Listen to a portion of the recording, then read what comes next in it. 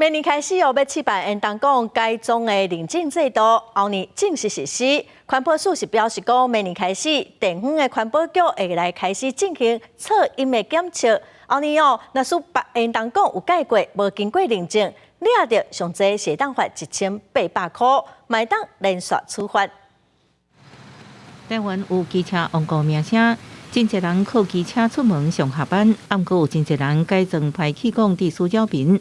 环境部宣布要推动改装排气管认证制度，落实源头管理。明年实施有1年完成期，新制后年正式上路。未来改装机车排气管无登记，会罚900到1000。如果改装的话，你必须要在透过我们一个噪音的认证之后，然后到这个监理站办理登记。目前的做法就是明年1月1号开始实施，那么有1年的缓冲期，114年1月1号开始会有开罚的这个规定。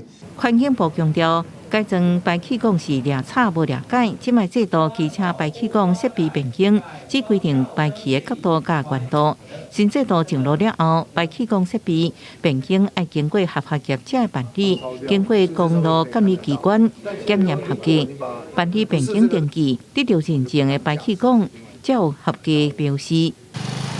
针对目前已经改装排气管车主，环保署有1年完成绘图措施。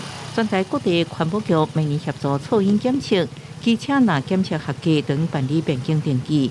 不过后年开始，改装车都要自费上实验室来检测。排气管这边源头这边会有相关的登记管制，然后会在噪音合格的排气管下面会有相关的一些绕码或是一些合格编证的资料。很多车子那个声音真的是蛮干扰的啦，就是说如果你住的地方可能靠近，好比说大那个马路上的话，其实半夜开过去都会有些声音。民众发现政府一条掠噪音车，环保署表示，114年新制上路了后，机车改装排气管，若伫路边垃圾发现无认证，对先通报交通部，相关罚1000。后续检测无合格，佮依照噪音法罚1000到3000人。